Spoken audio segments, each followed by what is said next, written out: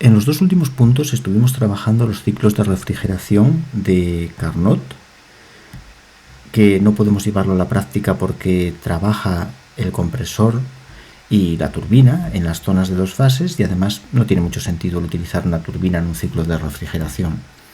Hicimos la modificación correspondiente para que el compresor salga a la zona de vapor y cambiamos la turbina por una válvula de expansión.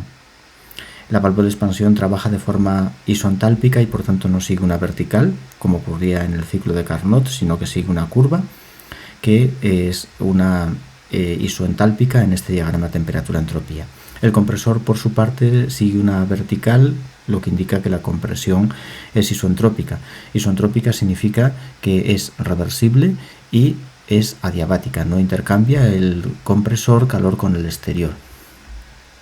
Bien, también dibujamos el ciclo termodinámico de refrigeración en el diagrama pH. Como el punto 4, del punto 4 al punto 3, que es el condensador, toda esa parte del ciclo está a la misma presión alta, pues se convierte en una horizontal en el diagrama presión-entalpía. Y como el eje X es de entalpía, pues el compresor, en vez de trabajar mediante una vertical, pues también se curva, porque las isoentrópicas en este diagrama presión-entalpía no son verticales, son curvas. Bien, vamos a ver la diferencia entre estos ciclos de refrigeración cuasi ideales y el ciclo de refrigeración real por compresión de vapor. La diferencia que vamos a encontrar es que va a estar fundamentalmente en el compresor. El compresor, en vez de trabajar mediante una vertical, que es la línea de trazos que hay aquí dibujada, pues se desvía un poco de la vertical y por tanto el compresor no trabaja de forma isoentrópica.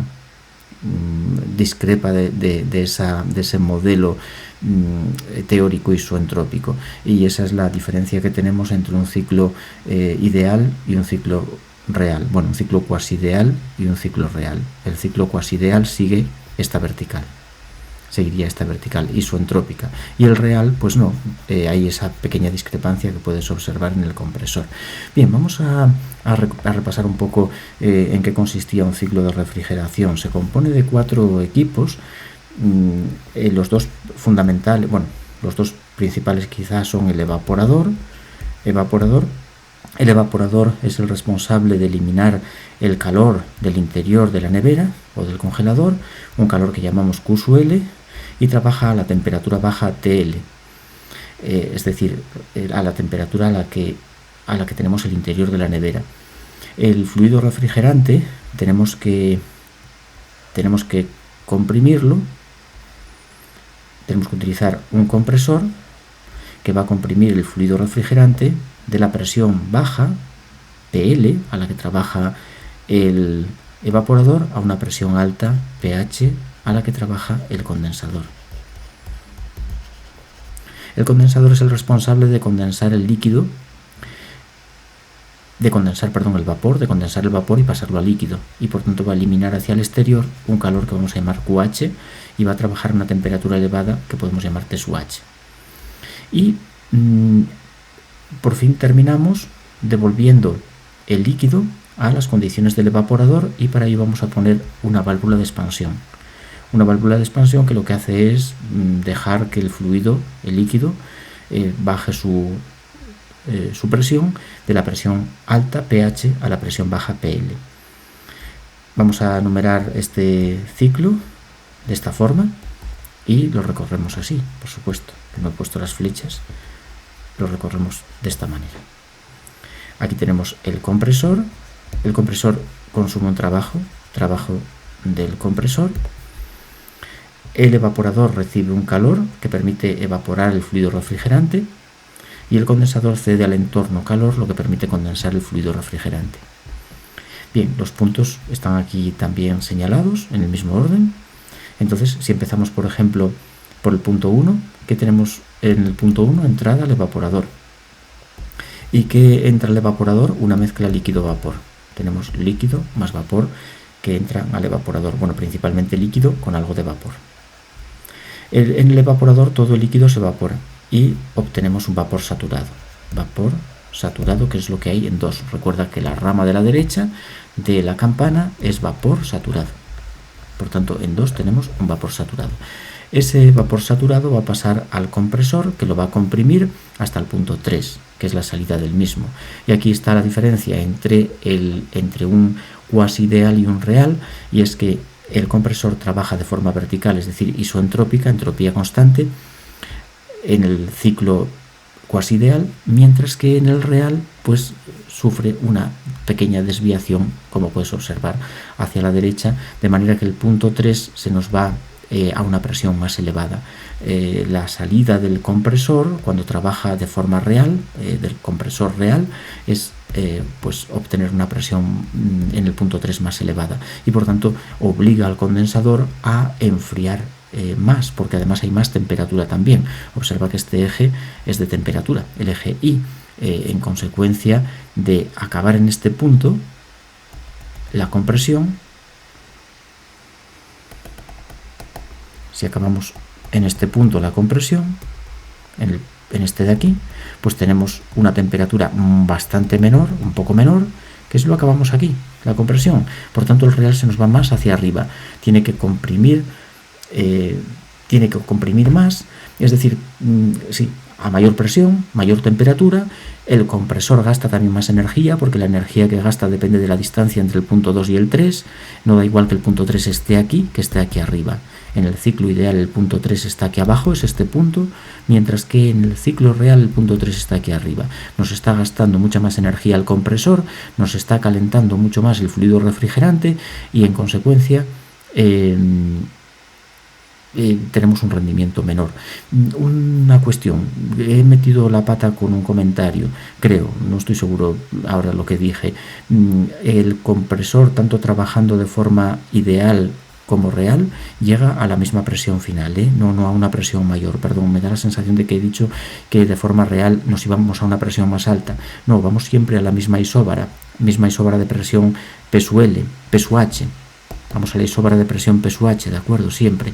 La isóbara es la misma, la diferencia es la temperatura.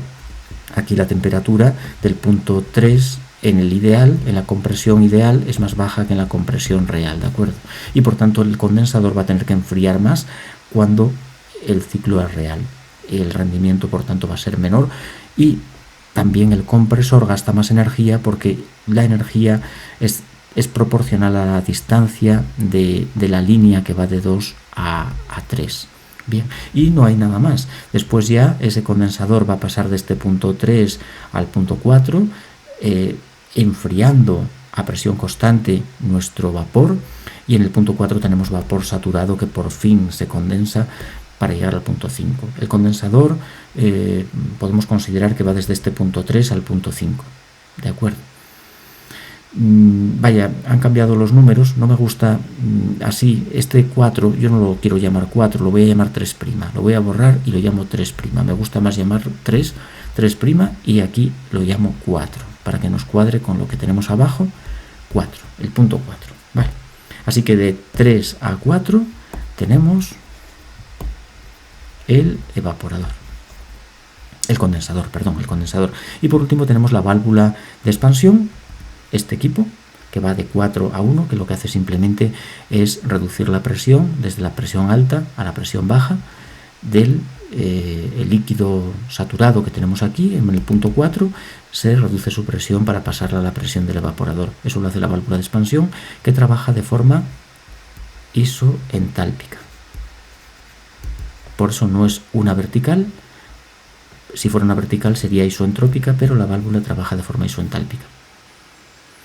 Y ya estamos de nuevo en el punto 1, que es entrada al evaporador, que entra principalmente líquido con algo de vapor. Todo el líquido se evapora, eliminando calor del interior de la nevera.